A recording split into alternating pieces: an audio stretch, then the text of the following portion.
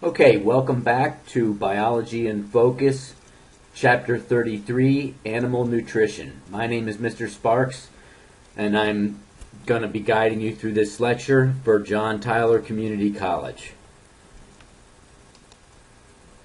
Okay, animals need to eat food. That's the defining characteristic of an animal. Food is taken in, taken apart, and taken up by the process of animal nutrition. In general, animals fall into three categories: herbivores, which eat mainly plants and algae; carnivores, which eat other animals; omnivores, which regularly consume animals as well as plants or algae; and most animals are opportunistic feeders. Okay, so these are just the basic characteristics of these animal feeding mechanisms. We're going to get into more detail in these through this chapter. Ultimately, we're going to concentrate on the alimentary canal, which is the pathway that food travels through the body and under which it is digested, and various parts are digested in various locations along the alimentary canal. And we will have a pretty good understanding of animal nutrition by the end of this chapter. Here's a Kodiak bear fishing for a salmon in a waterfall in Alaska. The Kodiak bear has to eat. It has to get its nutrition from somewhere. In this case, it's getting nutrition from the fish that it's eating. Bears are omnivores, and they will eat plant material. They love to eat berries, and they eat the leaves of certain plants. And they keep a pretty. Their diet is pretty well varied. An animal's diet must supply chemical energy, organic molecules, and essential nutrients. These are the main components of an animal's diet.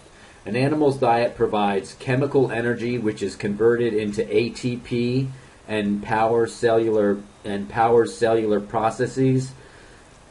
Organic building blocks such as organic carbon and organic nitrogen to synthesize a variety of organic molecules, and essential nutrients, which are required by cells that must be obtained from dietary sources. So essential nutrients are kind of like elements which cannot be further reduced. They are components that must be obtained by the dietary sources. Essential nutrients must be obtained from an animal's diet. There are four classes of essential nutrients: essential amino acids, essential fatty acids, vitamins, and minerals. Okay, so here are some of these different compounds coming together. Here's essential amino acids that are part of the protein in this enzyme. This enzyme is a fatty acid desaturase. It changes the composition of linoleic acid. Linoleic acid here is turned into gamma linoleic acid, which can be used in phospholipids. Everybody remember their phospholipid bilayer, which is the outer membrane of a cell, or the internal membrane of various organelles in a cell, and prostaglandins, which are compounds that are used in the chemical communication between cells. So many of these compounds here are essential nutrients. Here's a mineral, iron, being used as a cofactor in this enzyme. Here are the essential amino acids that have to be digested from a dietary source. And here's the fatty acid, which is acted upon by this enzyme and to provide the basis of phospholipids and prostaglandins.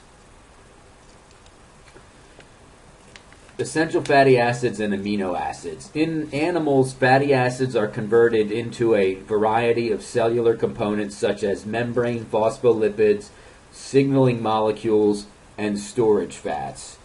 Essential fatty acids can be synthesized by plants. Deficiencies of fatty acids are rare. They're pretty common in the diet of most animals. So it's rare that you'll find an organism that is that does not have that is deficient in essential fatty acids. Animals require 20 amino acids and can synthesize about half of them from the molecules in their diet. The remaining amino acids, the essential amino acids, must be obtained directly from the food in pre-assembled form. Meat, eggs, and cheese provide all the essential amino acids and are thus known as complete proteins. Most plant proteins are incomplete amino acid composition. Individuals who eat only plant proteins need to eat specific plant combinations to get all the essential amino acids. So those of you out there who may be vegetarians or vegans, you probably know this already. It's very important to eat certain beans like lentil beans and kidney beans and beans that have various combinations of the essential acids that you otherwise would be getting from consuming animal products. But since if you are, for dietary reasons, you're not consuming animal products, then you may have to get these essential amino acids from a plant source, and that can be tricky. Vitamins are organic molecules required in the diet in small amount. 13 vitamins are essential to humans. Vitamins are grouped in two categories, fat-soluble and water-soluble.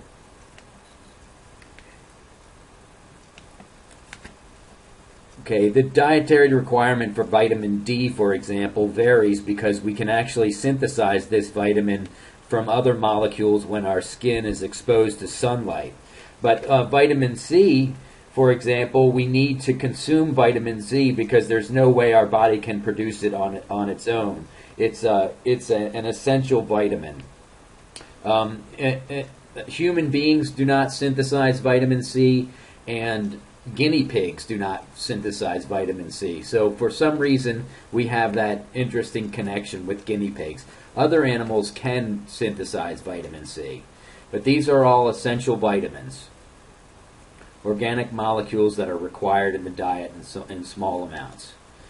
And minerals like iron and phosphorus and sodium, these are all simple organic nutrients, inorganic nutrients that are usually required in small amounts.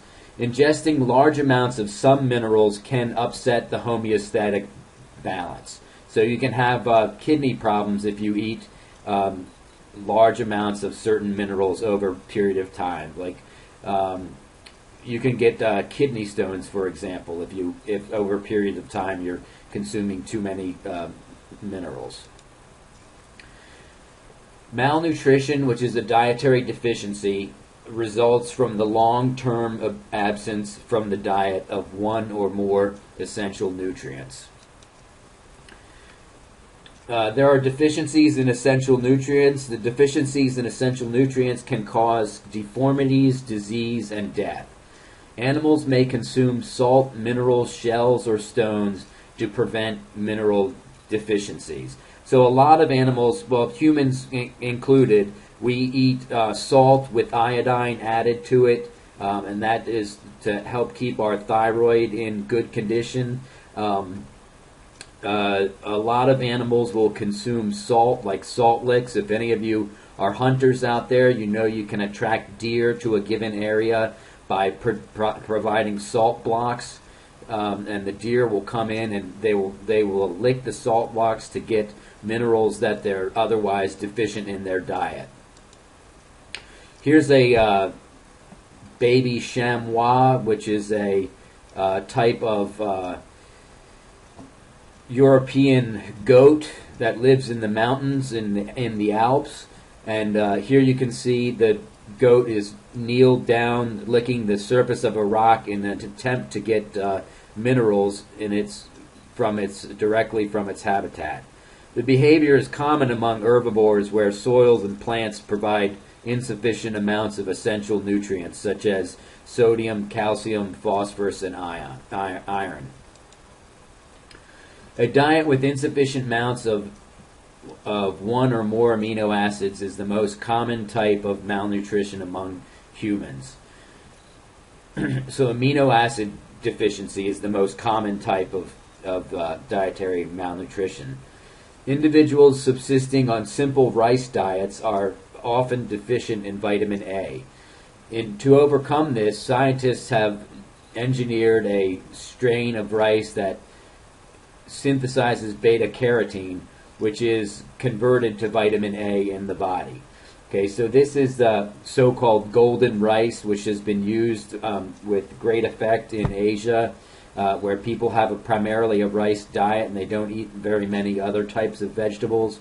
And golden rice is a transgenic organism that was composed of rice and crocus flowers, and the crocus flowers have a gene for producing beta-carotene, which was cut out of the gene of the crocus flower and inserted into the rice, and thereby producing greater amounts of beta-carotene.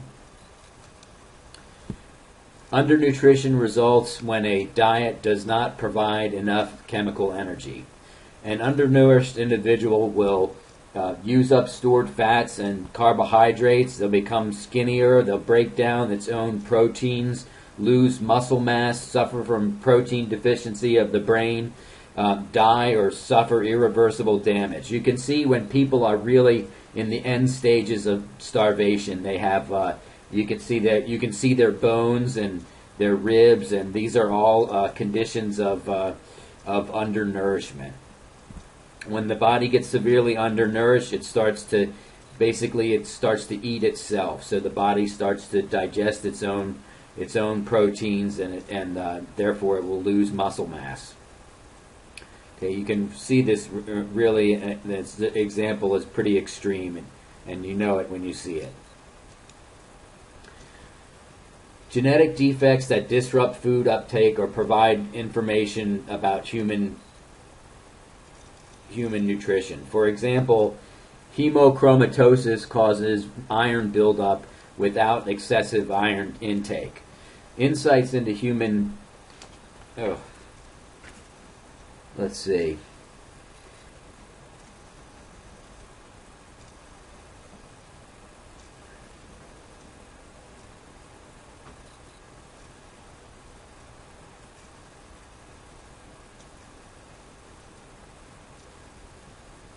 I'm just going to let that go.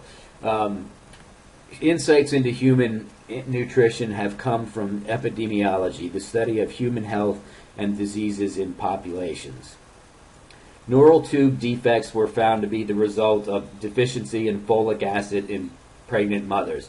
This is like a brain defect that can occur in a developing fetus in a human mother, and as a result, folic acid has been added to food, and you can take supplemental pills. If any of you women have been pregnant and have had children, you're probably aware of the role of folic acid in the developing fetus and why it's so important. If you have good folic acid nutrition, then you reduce the likelihood of neural tube defects. The main stages of food processing are ingestion, digestion, absorption, and elimination.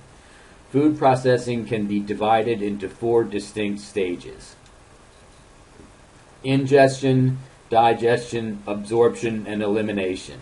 Okay, this is a little rabbit, which is a cute little bunny rabbit here, and here the rabbit is chewing on the lettuce leaf, and he's chewing up the lettuce leaf with his incisors and then with his molars back in his teeth here. He's chewing it into little particles. That's ingestion. Digestion is when those particles begin to be acted upon by the salivary glands in the rabbit, and then they begin to they're broken down into smaller pieces, and then chemical digestion occurs in the mouth with the salivary glands with saliva, and then it's further digestion in the along the alimentary canal here by the acids in the stomach, and then it's then absorbed in the intestine and then eliminated out through the rectum past the anus. Okay. In rabbits, they have a lot of undigested material in their feces, and they will actually turn around and eat their own feces. They eat their feces twice. When the first time when it comes through, they'll eat the feces, and then they'll eat it again. And then the second time it comes through, it's more digested and it has a different shape and a different form. And then they don't eat that second time that it passed through. So it's called coprophagy, and copra is a Latin term that refers to feces, and it's a characteristic of the rabbits. So here's the undigested material. This is the feces, the waste, elimination. Ingestion, digestion, absorption, and elimination. Those are the four basic concepts that we're going to be going through in this chapter. Ingestion is the act of eating or feeding. Strategies for extracting resources from food differ widely among animals. Okay, there are filter feeders like the baleen whale. This is a humpback whale here, and you can see it has the baleen is like it's like the teeth of a comb is what it looks like, and it's pretty long. And what they do is they swim up underneath a group of krill, which are plankton like shrimp, and they open up their mouths and they swallow a bunch of water with a bunch of krill or shrimp in it. And then they push that water with their tongue. They push it out through the baleen, through the comb, the teeth of the comb, and then what remains is a big pile of krill, a big pile of shrimp, and then they swallow that shrimp. Okay, so they are called filter feeders, the baleen whales. And then there are substrate feeders like this caterpillar, which will mine through it. This is called a leaf miner caterpillar, and they just eat their way through the flat part of a leaf, and they leave a trail of feces behind them. Fluid feeders like this parasite. This is a mosquito here, and they just stick their proboscis into the skin and draw blood out of it. And then here's a bulk feeder, which is this is a reticulated python, which they can eat a whole deer in one mouthful, because their snakes are incapable of chewing their food, so they have to open their mouths really wide, and they swallow their food whole. That's why they're called bulk feeders. There are other feeding strategies as well, but we just wanted to introduce you to some different ones. Okay, there's the baleen of the whale. It's like the teeth of a comb. There's the miner caterpillar, leaf miner caterpillar. The mosquito. And the reticulated python. Digestion is the process of breaking food down into molecules small enough to absorb. Mechanical digestion, including chewing, increases the surface area of the food. Chemical digestion splits the food into small molecules that can pass through membranes. In chemical digestion, the process of enzymatic hydrolysis splits water bonds in molecules with the addition of water. Okay, so basically what you're doing with digestion is you're mechanically breaking down the food into smaller pieces, and then you're chemically breaking it down into smaller pieces. And then those small molecules are going to be reabsorbed by the body, and whatever's not reabsorbed is going to pass through as waste.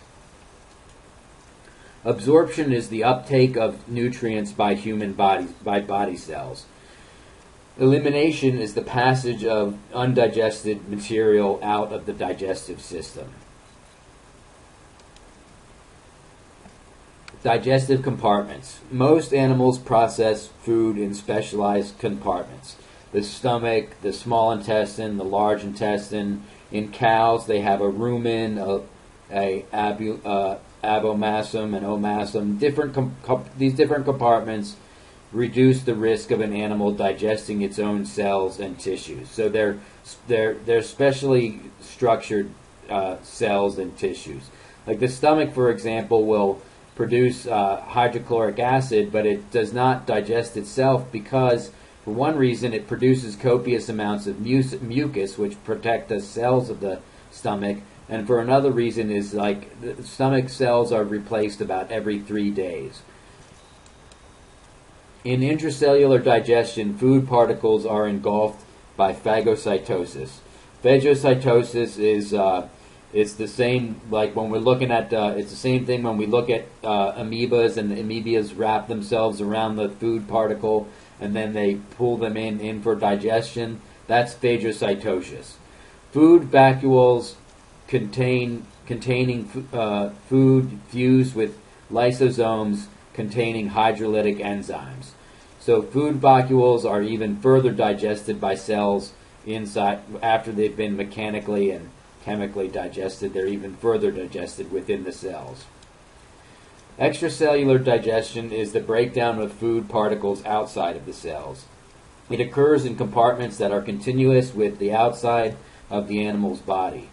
Animals with simple body plans have a gastrovascular cavity that functions in both digestion and distribution of nutrients. So these are the simple animals, like the cnidarians, like jellies, sea jellies, jellyfish, and hydra, and the sea anemone and corals, flatworms. They have a simple gastrovascular cavity that functions in both digestion and the distribution of nutrients.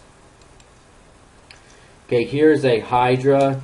It's got a mouth and tentacles. The tentacles grab this little daphnia here, which is a little copepod. It's very small, a very small crustacean, and it will consume the copepod and draw it into its gastrovascular cavity. And in the gastrovascular cavity, the cells will begin to emit digestive enzymes. And they'll break up the body of the daphnia, and they will the food particles, once they're broken down, they will then be ingested by the cells of the hydra. So the hydra pulls in the copepod, pulls in the daphnia. It may even churn it up a little bit, break it down, start to emit enzymes. The enzymes break down the food item, the other animal, and then it digests it through the cells. More complex animals have a complete digestive tract with an alimentary canal, with a mouth and an anus. The alimentary canal can have specialized regions that carry out digestion and absorption in a stepwise fashion. So what this is doing is the alimentary canal is a more efficient way of digesting food. It's more complex, so it's energy intensive, but it's also you get more materials out of the food that you digest. Okay, here are some complete digestive systems. Here's the earthworm. The earthworm's muscular pharynx sucks in food through the mouth, and the food is stored and moistened in the crop. The mechanical digestion occurs in the muscular gizzard. It may have, like in the gizzard, it could have like some little particles of sand or what have you, which pulverizes the food with sand and gravel. Further digestion and absorption occur in the intestine. In this grasshopper here, the grasshopper has a foregut with an esophagus and a crop, a midgut and a hindgut. The food is moistened and stored in the crop, but most digestion occurs in the midgut. Pouches called gastric cecae extend from the midgut and the function in digestion and absorption. Many birds have a crop for storing food and a stomach and gizzard for mechanically digesting it. Chemical digestion and absorption of nutrients occur in the intestine. So most of the bird will eat food and store it in their crop. And if you've ever seen a mama bird will regurgitate food into the mouths of the baby birds, that's what's happening, is it stores it in their crop. The stomach is the area where the chemical digestion begins in the bird. This is where the hydrochloric acid and the pepsin is released to help break down the proteins in the food particles in the food maybe the worm or the grasshopper that it ate. And then the gizzard is a part of the digestive tract where little rocks and pieces of gravel and sand are stored in here, and it actually has a muscular function, and it can grind up the food. So once the food has been pre-digested, it gets grind up and then travels into the intestine here, and then out through the intestine through the anus.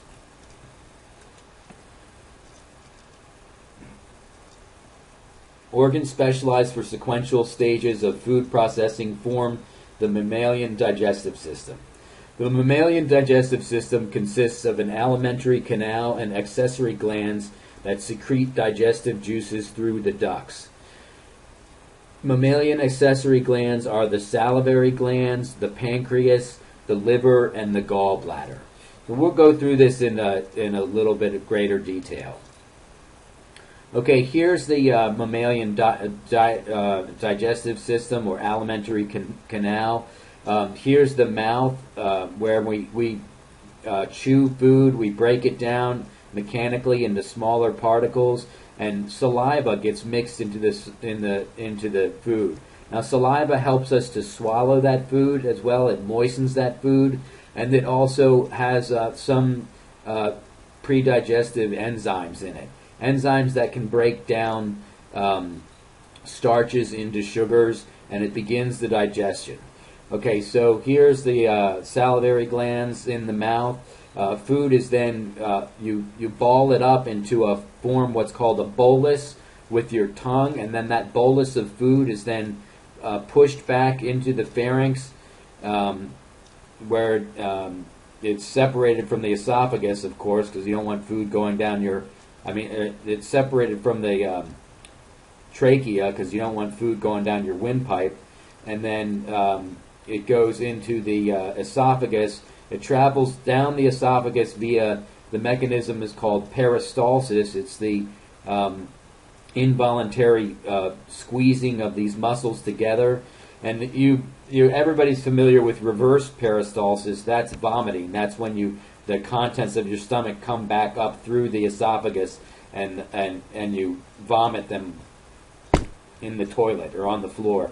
That's reverse peristalsis. So peristalsis is passing that food down through the esophagus into the stomach. When food gets into the stomach, it gets the proteins are digested by hydrochloric acid and pepsin.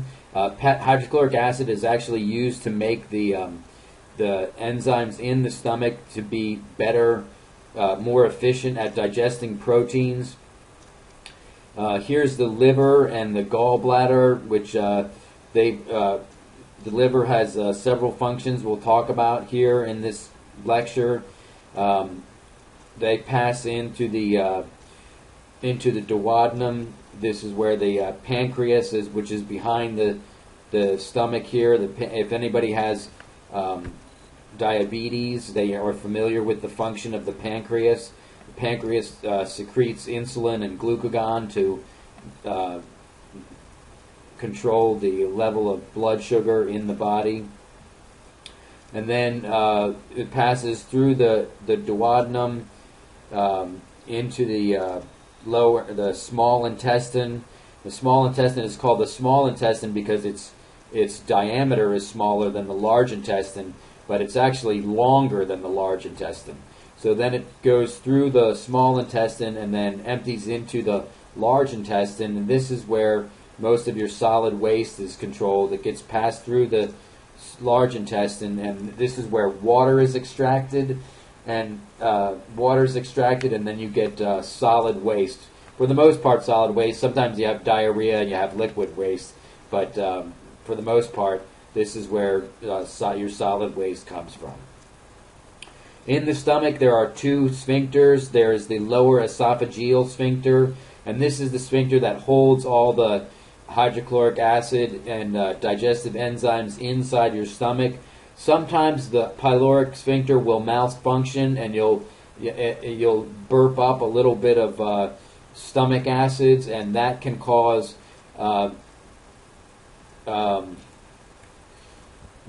heartburn. Okay, so your heart is right here, and your stomach acid comes up, burped up right here, and then it feels like your heart is burning. That's why it's called heartburn. And then the lower sphincter is called the pyloric sphincter, and it empties into the duodenum. So once the stomach contents pass through the sphincter here, this is where the pancreas and the gallbladder all join into the duodenum of the small intestine, and this is where the bicarbonate is released from the pancreas to reduce the acid content of the chyme, which is what the material is called, that digestive material inside the stomach. It has to be deacidified by the bicarbonate found in the pancreas. Okay, so here's a little schematic: mouth, salivary glands, esophagus, stomach, intestine, small intestine. A lot of digestion and reabsorption of nutrients occurs in the small intestine. This is where the liver and the pancreas and the gallbladder empty out into, they empty various enzymatic compounds into the small intestine. Then the large intestine, the rectum, and the anus. So that's the basic food pathway.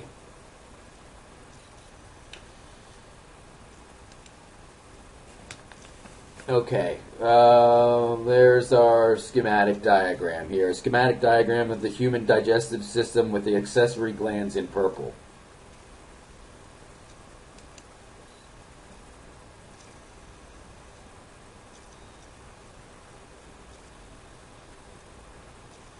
Okay, food is pushed along by peristalsis, the rhythmic contractions of muscles in the wall of the canal. Valves called sphincters regulate the movement of material between compartments. The first stage of digestion is mechanical and takes place in the oral cavities. That's chewing your food. Salivary glands deliver saliva to the oral cavity through ducts. That begins the digestion of the starches and sugars. Teeth chew food in smaller particles that are exposed to the salivary amylase, initiating breakdown of glucose polymers. Saliva also contains mucus, a viscous mixture of salt, water, cells, and glycoproteins. The tongue shapes food into a bolus and provides the help with the swallowing. The throat or pharynx is the junction that opens to both the esophagus and the trachea. The esophagus connects to the stomach. The trachea is what leads to the lungs.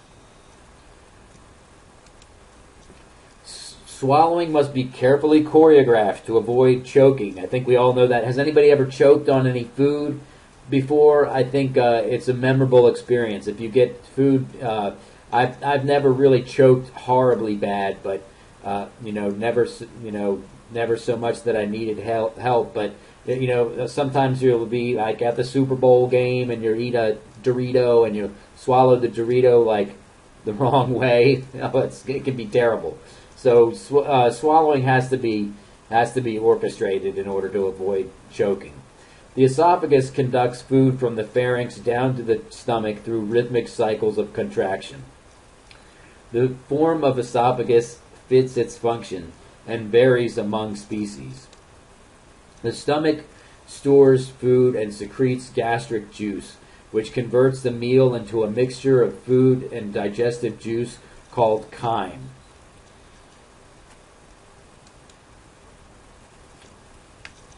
Chyme is what you vomit up. When you vomit and you vomit food, you vomit your food into the toilet, it's that all that material is chyme. It's from your stomach. Once it gets past your stomach, past the pyloric sphincter, into the small intestine, you don't really vomit it up anymore. Most contents of vomit is the contents of the stomach. Okay, this micrograph shows a gastric pit on the interior surface of a stomach through which digestive juices are secreted. So inside the surface of the stomach, there's these little cells, and these cells are creating gastric juices, which are highly acidic. And then they are excreted up through the surface into the lumen. The lumen is the cavity inside of which the food is located. Inside the stomach, there's a bunch of folds of the epithelial tissue, the external tissue, and that fold increases the surface area. One of the things that you'll notice about the digestive tract is increasing the surface area is a very important part of the digestive process. You want to be able to have a small organ, and that small organ has to have a lot of area to a lot of surface area. So you need a lot of surface area to produce enough acids to help begin to digest this food. And then the food, the stomach will actually churn a bit. I know you've all have felt your stomach churning. If it makes a weird noise, the weird noise that a stomach makes when it's churning is called a borborygmi. So a borborygmi is the sound that the stomach makes when it's churning.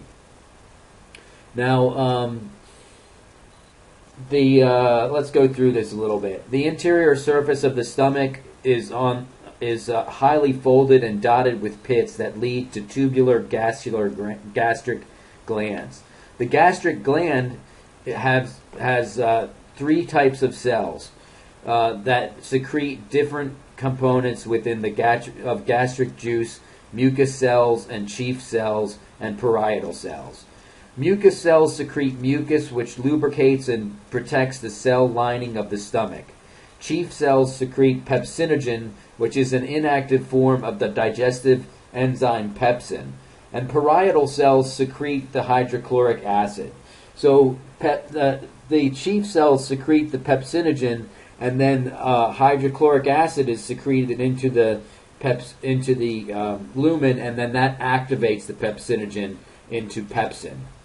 So pepsinogen and hydrochloric acid are secreted into the lumen, and hydrochloric acid converts pepsinogen into pepsin. And pepsin activates more pepsinogen, which starts a chain reaction. So food comes into the stomach and it expands the stomach, and when it does that, it causes hormones to release that begin this chain of events. Okay, here's the gastric pit on the interior surface of the stomach in more detail. There we are.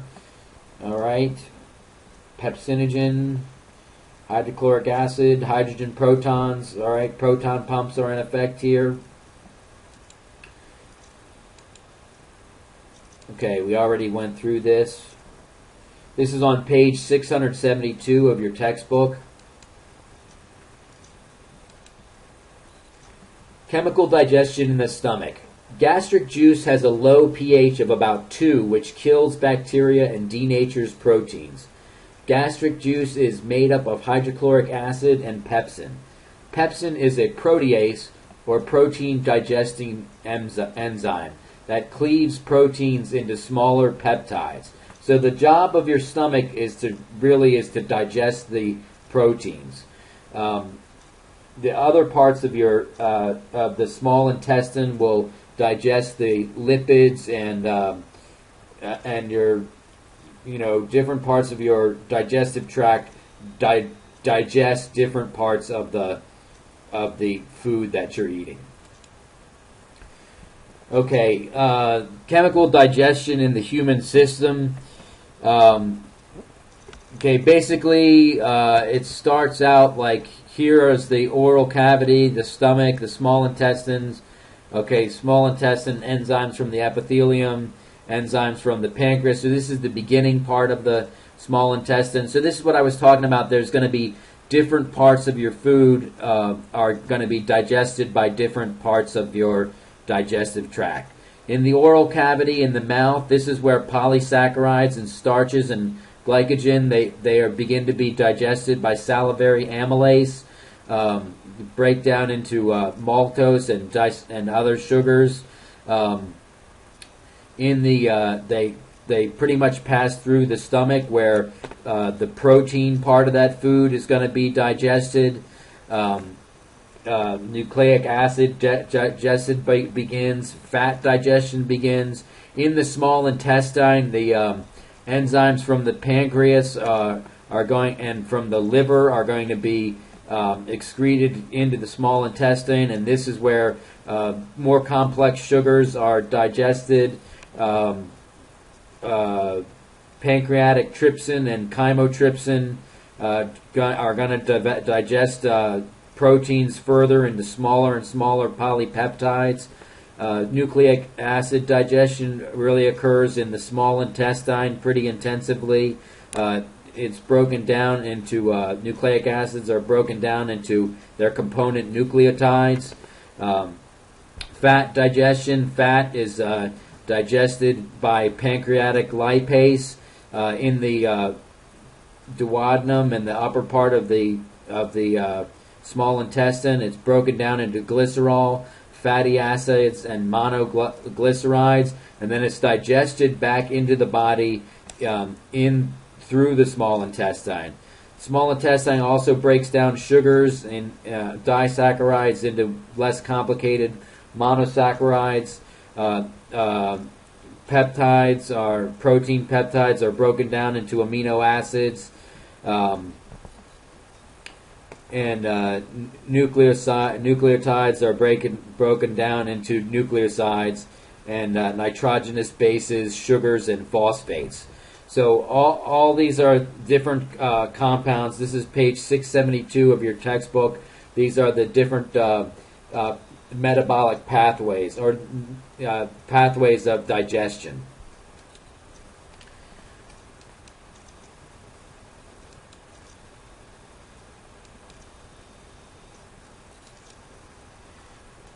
Now, what protects the lining of the stomach from the very acidic gastric juices? Mucus protects the stomach lining from gastric juices. Also, cell division adds a new epithelial level every 3 days to replace any cells damaged by digestive juices. Gastric ulcers, lesions in the stomach lining, are mainly caused by the bacteria Helicobacter pylori. This is why they can treat gastric ulcers with antibacterial antibiotics. Okay, because these bacteria are what's responsible for gastric ulcers. It's not just the gastric juices alone. It's this bacteria that settles in and starts to strip away epithelial layers and makes the stomach more susceptible to the gastric ulcers. So it's a combination between the bacteria and the gastric juices. Coordinated contraction and relaxation of stomach muscle churn the stomach's contents. Sphincters prevent chyme from entering the esophagus and regulate its entry into the small intestine. Stomach contents typically pass into the small intestine 2 to 6 hours after a meal. So it takes like 30 seconds between you bite and swallow a food particle to pass into your stomach, and then it takes another 2 to 6 hours for it to pass through the stomach. Now, if you're interested in knowing how long it takes you to digest a meal, you can just have some corn on the cob one day for dinner, and then you'll know by the way that corn cob passes that corn doesn't get digested by your body, and so it appears in your feces, and then you can, if you're so inclined, you can time the rate of passage of food through your body. The small intestine is the longest section of the alimentary canal, and it really does the most work in the digestion. It's the major organ of digestion and absorption. The first portion of the small intestine is the duodenum. Some people say the duodenum or duodenum. I say the duodenum. It's the first part of the small intestine right after the pyloric sphincter at the end of the stomach. Here is where chyme from the stomach mixes with digestive juices from the pancreas, the liver, the gallbladder, and the intestinal wall. The pancreas produces proteases, trypsin, and chymotrypsin, which are activated in the lumen of the duodenum. The solution is alkaline and neutralizes the acidic chyme. So the more acidic the chyme is, I think we studied this in our chapter on homeostasis, when it causes hormones to be released, which instigate the passage of this alkaline substance, which neutralizes the acidic chyme. The small intestine, bile adds in digestion and absorption of fats. So bile that comes from the gallbladder and the liver is what helps to digest fats. So fats aren't really getting digested in the stomach; they're getting digested in the duodenum, in the upper part of the small intestine. Bile is made in the liver and stored in the gallbladder. Bile also destroys non-functional blood cells.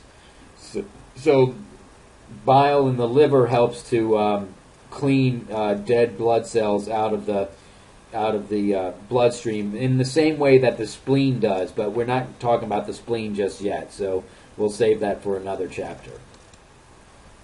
The epithelial lining of the duodenum produces several digestive enzymes. Enzymatic digestion is completed as peristalsis moves the chyme and digestive enzymes along the small intestine. The most digestion occurs in the duodenum. The jejunum and the ileum function mainly in the absorption of nutrients and water. Okay, the jejunum and the ileum are the rest of the small intestine. The duodenum is the main part where digestion occurs. So in the jejunum and the ileum, which is the long part of the small intestine, that's where absorption is going to occur.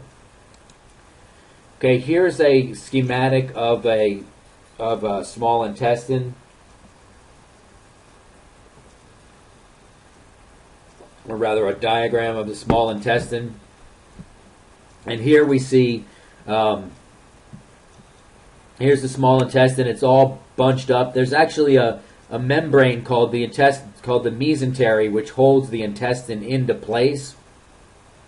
It's actually got a whole bunch of there's a whole tissue that goes along this top of the intestine, and it contains the veins, the arteries, and the veins that support the small intestine.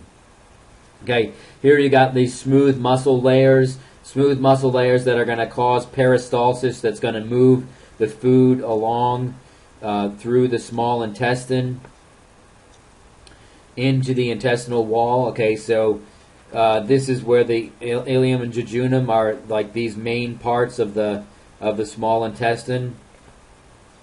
And along the walls of the small intestine are little structures called villi.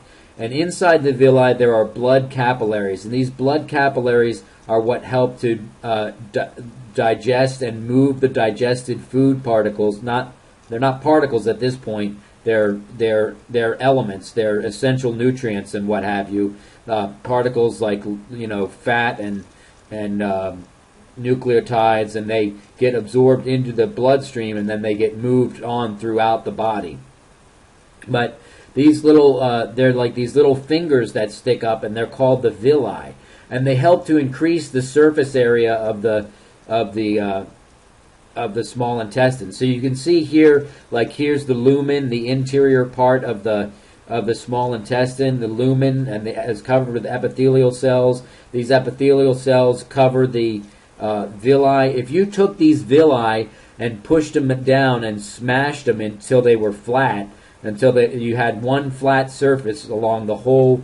You opened up the small intestine and peeled it apart and flashed down this surface area here.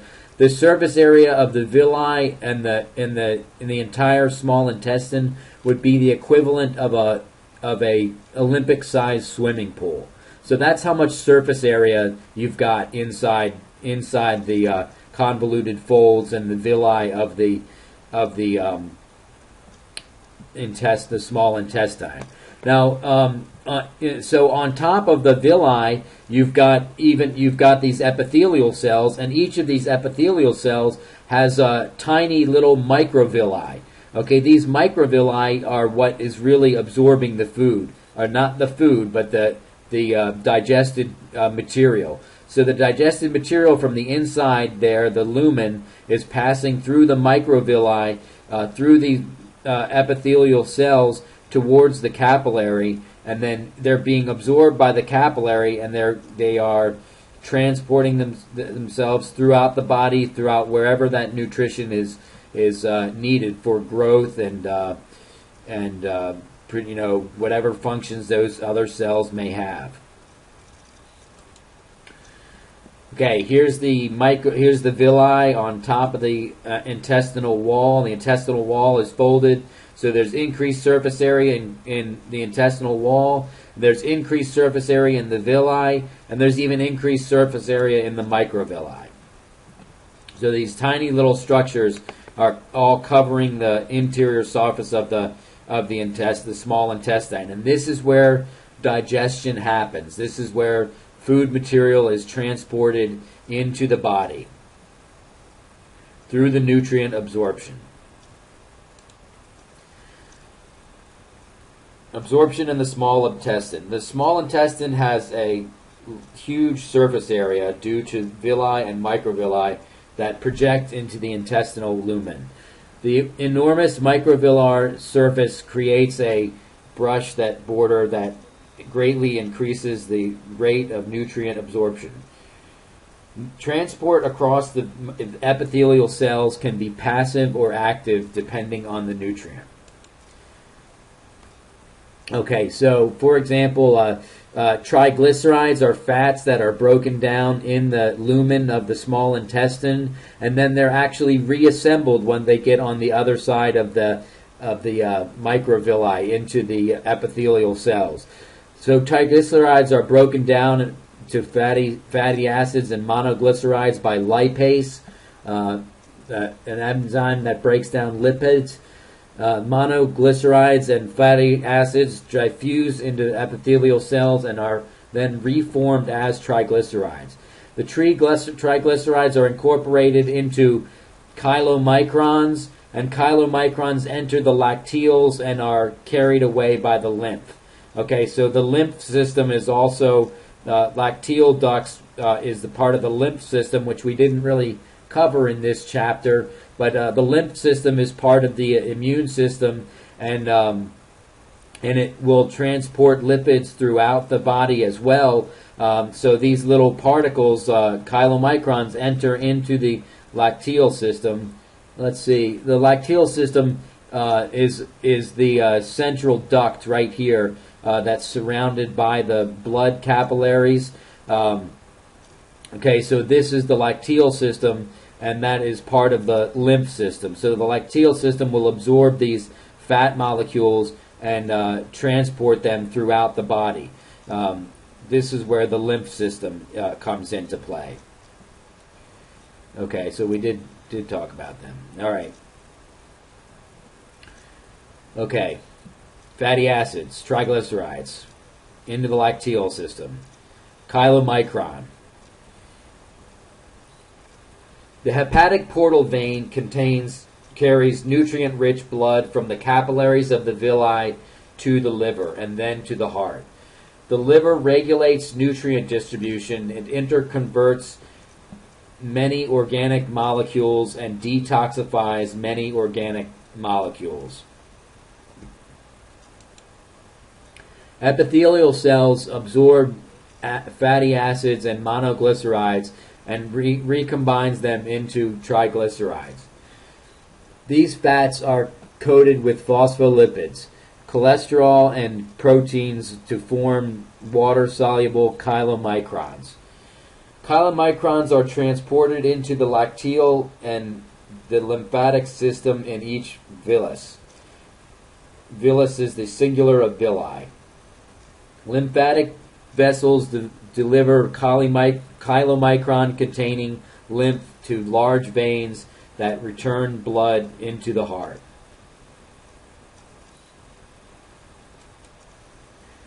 The colon or the large intestine is connected to the small intestine. The cecum adds with the fermentation of plant material and connects the small intestine with where the large intestines meet. Okay, so the cecum is like it's basically what becomes the appendix. The human cecum has the extension called the appendix, which plays a very minor role in immunity. But in our ancestral, in our evolutionary ancestors, the great apes, the appendix serves as a reservoir for bacteria, which is useful in digesting plant material. Since we eat less and less plant material, the importance of the appendix has wavered. Okay, so here's the large intestine. It travels around the body. This is basically, by the time your food gets to the large intestine, it can be considered waste material. The job of the large intestine is to process the waste material, and it actually draws the water out of the waste material until you have solid waste at the other end, at the anus, and then that's what basically what the large intestine does.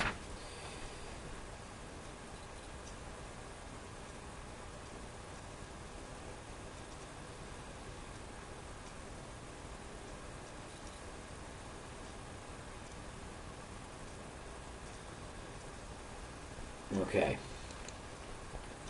A major function of the colon is to recover water that has entered the alimentary canal. The colon houses bacteria, primarily Escherichia coli, but also a few other types, that live on unabsorbed organic material and produce vitamins. Feces, including the undigested material and bacteria, become more solid as they move through the colon. Feces are stored in the rectum until they can be eliminated through the anus. Two sphincters between the rectum and the anus control bowel movements. Evolutionary adaptations of vertebrate digestive systems correlate with diet. Digestive systems of vertebrates are variations on a common plan. However, there are intriguing adaptations often related to diet.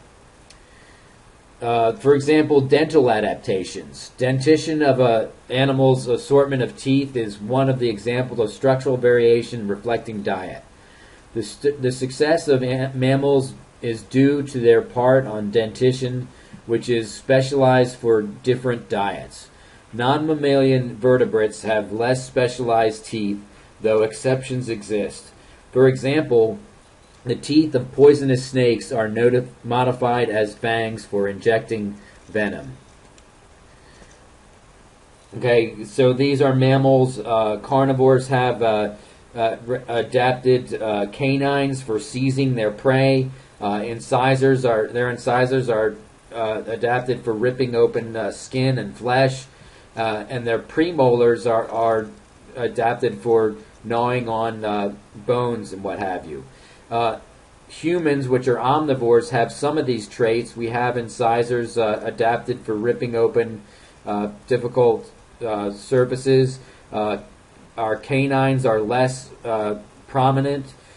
We do have premolars that we use to, you can just imagine the way that you chew on different foods, like a carrot. You bite off the tip with your incisors, and then you use your premolars to cut it into smaller pieces, and then you grind it up on your molars.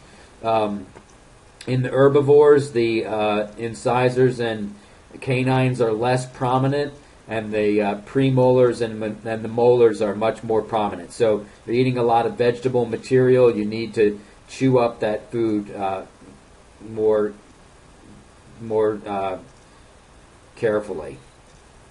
If you're eating meat, you need to shear off that meat as soon as possible, and you just chew it a very little amount. Your molars aren't a very prominent part of your alimentary canal. You just want to get that meat into your digestive tract as soon as possible. Many herbivores have a fermentation chambers in their alimentary canals where mutualistic microorganisms digest cellulose. Rabbits and some rodents harbor mutualistic bacteria in their large intestines and ceca. The most elaborate adaptations for an herbivorous diet have evolved in the animals called the ruminants, including deer, sheep, and cattle. Okay, so in the ruminant digestive system, the stomach of a ruminant has 4 chambers.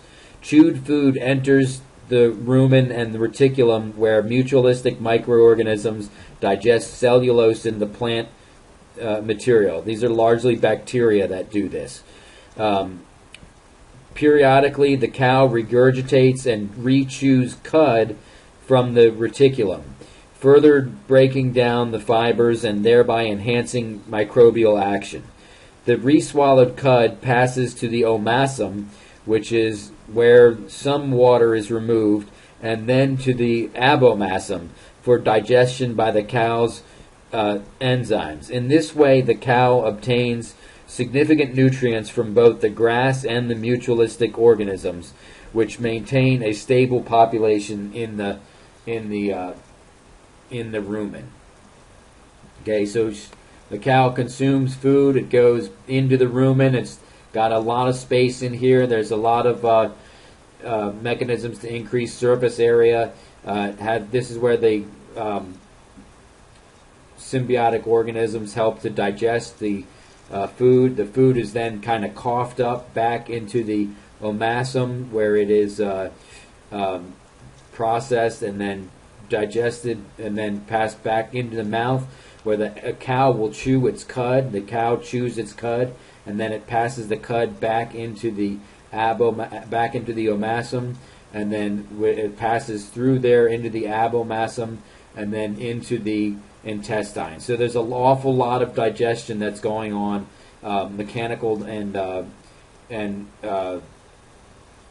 symbiotic digestion that's going on in the cow before it even gets to the intestine. Many carnivores have large expandable stomachs. They want to get that food in them and then move on as soon as possible, so they're no longer in a vulnerable or dangerous spot. Herbivores and omnivores generally have longer alimentary canals than carnivores, reflecting the longer time needed to digest vegetation. Okay, so here the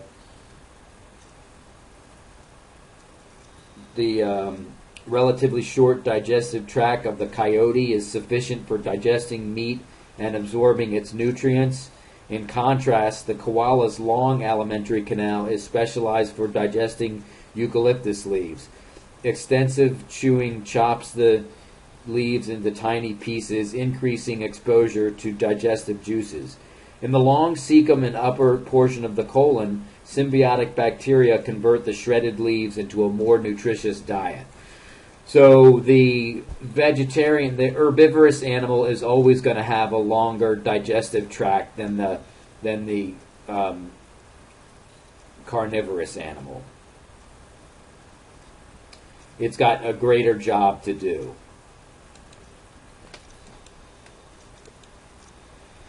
Feedback circuits regulate digestion, energy allocation, and appetite. An animal's intake of food and use of nutrients are matched to the circumstance and need. Each step of the digestive system is activated as needed. The enteric division of the nervous system helps to regulate the digestive process. The endocrine system also regulates digestion through the release and transport of hormones. Okay, here at the top we see in graphic number 1, as food arrives in the stomach, it stretches the stomach walls and triggering the release of the hormone gastrin.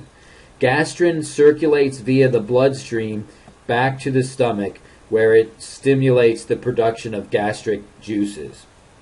Number 2, chyme, the acidic mixture of partially digested food, eventually passes from the stomach to the duodenum. The duodenum responds to amino acids or fatty acids in the chyme by releasing the digestive hormones cholecystokinin and secretin. Cholecystokinin stimulates the release of the digestive enzymes from the pancreas and of the bile from the gallbladder. Secretin stimulates the pancreas to release bicarbonate, which neutralizes the chyme. Okay, graphic number 3. If the chyme is rich in fats, the high levels of secretin and cholecystokinin released act on the stomach to inhibit peristalsis and secretion of the gastric juices, thereby slowing digestion.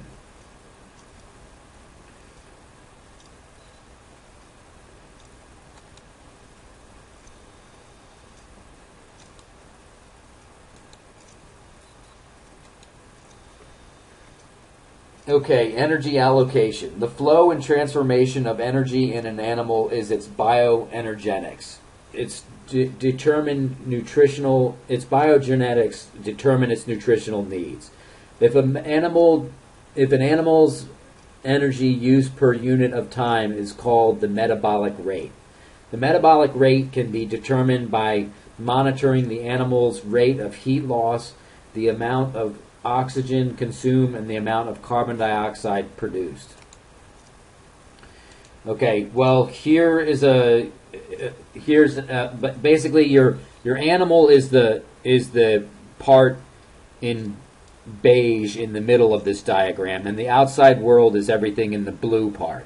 So an animal consumes food, but it does through the digestive pathway. It loses some of that energy. So some of that energy is not it loses energy even though it's consuming it. So through in the animal takes in this food, and then it loses some of that through digestion and absorption. It loses some of that energy as heat, and some of the energy is lost as feces. The nutrient molecules in the cell are then further digested, and some of that energy is lost as nitrogenous waste, and some of it is lost through cellular respiration as heat. Some of it is ultimately transformed into adenosine triphosphate and into carbon skeletons, where it does cellular work. And through that cellular work, some of the energy is lost in heat, and some of it goes into biosynthesis.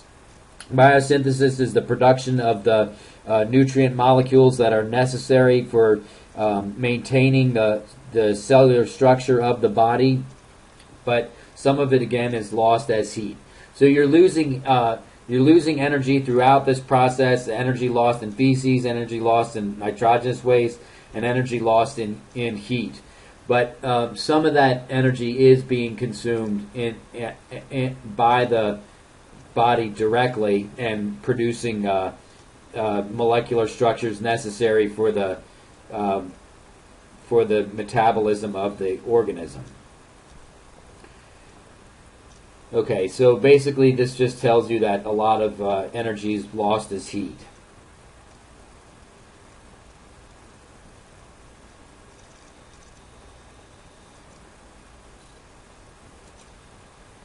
Animals' minimum metabolic rate. An animal must maintain a minimum metabolic rate for its basic cells to function. Basal metabolic rate is the minimum metabolic rate of a non-growing endotherm that is at rest and has an empty stomach and is not experiencing stress. The metabolic rate of a fasting, non-stressed ectotherm at a particular temperature is called the standard metabolic rate. Endothermy is more energetically costly than ectothermy. For ectotherms and endotherms, activity greatly affects metabolic rate.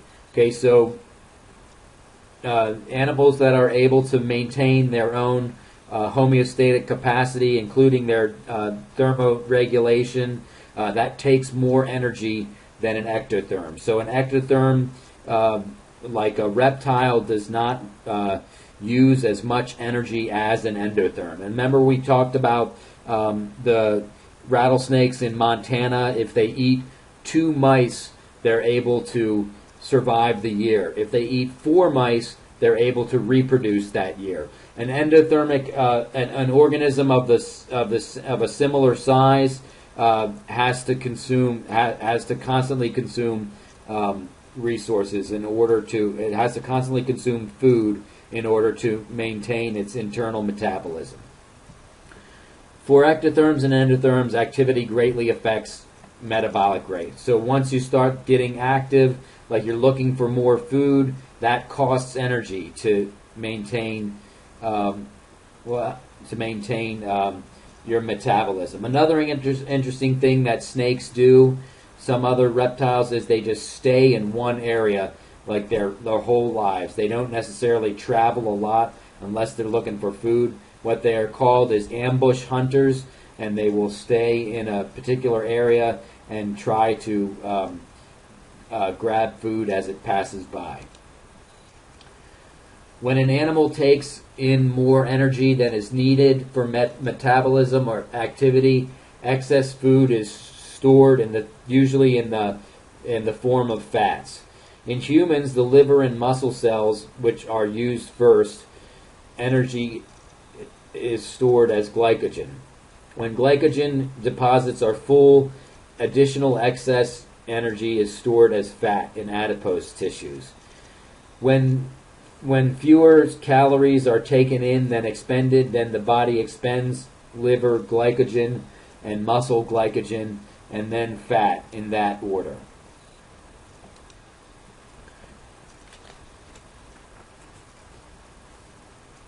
Insulin and glucagon together maintain glucose levels. Insulin levels rise after a carbohydrate-rich meal in which glucose entering the liver through the hepatic portal is used to synthesize glycogen. When glucose concentration is low and in the hepatic portal vein, glucagon stimulates the liver to break down glycogen and release glucose into the blood. Insulin and glucagon are produced in the pancreas and beta and alpha cells, respectively.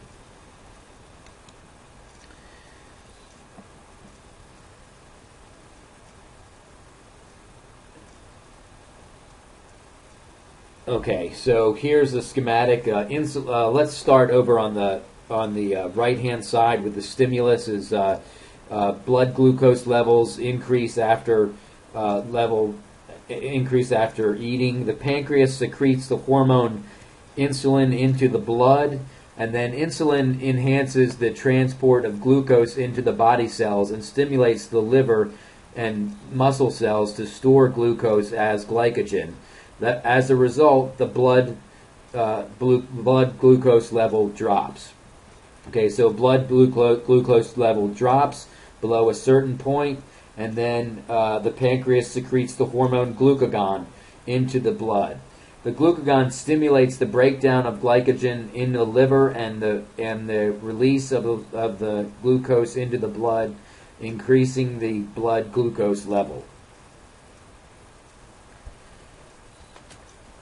Okay, so these are two pathways that are homeostatic regulation of cellular fuel. After a meal is digested, glucose and other monomers are absorbed into the blood from the digestive tract. The human body regulates the storage of glucose as a major cellular fuel. Diabetes mellitus is a disease caused by a deficiency of insulin or a decreased response to insulin in target tissues. Cells are unable to take up glucose to meet their metabolic needs. Fat becomes the main substrate for cellular respiration. Type 1 diabetes is the autoimmune disorder in which the immune system destroys the pancreatic beta cells. Type 2 diabetes is characterized by a failure of the target cells to respond normally to insulin. Heredity is a factor in type 2 diabetes. Excess body weight and lack of exercise increase the risk. Regulation of appetite and consumption. Overnourishment causes obesity, which results from excessive intake of food energy in the excess stored as fat. Obesity contributes to diabetes type 2, cancer of the colon and breasts, heart attacks, and strokes. Researchers have discovered several of the mechanisms that help regulate body weight. Ghrelin, a hormone secreted by the stomach wall, triggers a feeling of hunger before meals. Insulin and PYY, a hormone secreted by the small intestine after eating, both suppress appetite. Leptin, a hormone produced by adipose fat tissues, also suppresses appetite and may regulate body fat levels. Okay, here's this scientific skills exercise. They genetically engineered one rat to be fat and one rat to be skinny, and then they connected them surgically so that the blood would travel between the two organisms, and they see which organism stayed fat and which. This is a. I'm not sure. I'm not really going to expect you to understand this, but if you do want to go into more detail, the exercise is on page 681. Okay, so here are the body mass increased when it had when it paired the. Well, look, I don't expect you to know this. This is an interesting experiment, but it's not something you have to know about. Okay, so here are the. This is the mammalian digestive system. Is composed by tubular alimentary canal and the accessory glands that secrete digestive juices along into the canal. Food is pushed along the alimentary canal by peristalsis, and digestion and absorption occur in specialized parts of the canal. Okay, so here's the schematic.